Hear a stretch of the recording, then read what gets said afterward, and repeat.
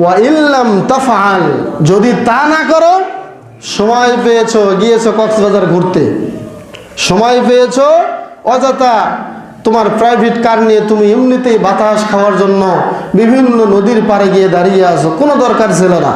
এই সময়টা ছিল তোমার সুযোগ, তুমি ইবাদত না করে তুমি বিভিন্ন বিনোদনে ব্যস্ত হয়ে গিয়েছো, আমার ইবাদতের জন্য তোমার সময় বের হলো না।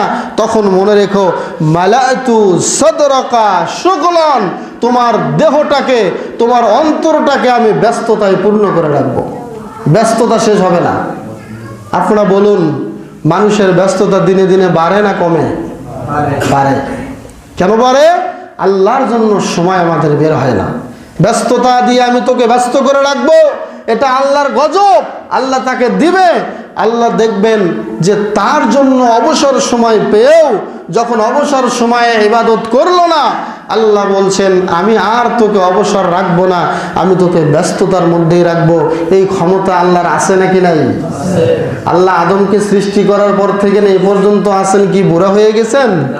না, আল্লাহ ওই আল্লাহ আছেন, ওই আল্লাহ আছেন। ওই আল্লাহ পারলে এটা করতে পারেন। যারা আল্লাহর জন্য সময় বের করবে না, আল্লাহ বলছেন আমি তাদেরকে ব্যস্ততার মাঝেই ফেলিয়ে রাখবো, ব্যস্ততার মাঝে ডুবে রাখবো, ওর ব্যস্ততা আজীবন শেষ হবে না। বলেন নাউজুবিল্লাহ।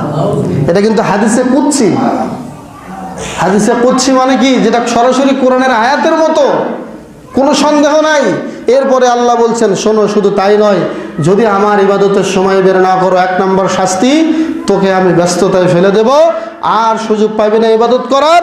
2 নম্বর শাস্তি হলো ওয়ালাম আসুদ্দা ফাকরাক, সারা জীবন তোর অভাব ফুরাবে না। বলেন নাউজুবিল্লাহ। সারা জীবন অভাবের মধ্যে রাখবো, অভাব থাকবেই। এই যে আমরা অনেক সময় বলি যে এত কষ্ট করি অভাব ফুরায় না, বলি না? খোঁজ নিয়ে দেখবেন জীবনে নামাজই পড়ে না। একটু কিছু হলেই কিস্তির দিকে হাত বাড়ায়, একটু কিছু হলে সুদের দিকে হাত বাড়ায়, ধৈর্য ধরে 2 দিন 3 দিন না খেয়ে দেখবেন রাগ করে, স্বামী স্ত্রী রাগ করে 1 সপ্তাহ খায় না। কিন্তু যখন সকালে খাইলো, দুপুরবেলা যদি খাবার না থাকে আর কিস্তি আর সুদ, এই দিকে হাত বাড়ায়। বলেন নাউজুবিল্লাহ। আল্লাহ বলছেন আমার উপরে যদি ভরসা থাকতো তোমাদের, তাহলে আমি পাখিকে যেমন রিজিক দেই, সকালবেলা খালি পেটে বের হয়, বিকেলবেলা ভরা পেটে বাড়িতে আসে, আমি ওই পাখির মতো তোমাদেরকে রিজিক দিতাম। আজকে আমরা অনেকে আছে ভরসা করি কিসের উপরে? চাকরির উপরে ভরসা করি, ব্যবসার উপরে। আমাদের আকীদার মধ্যে ভেজাল ঢুকে গিয়েছে।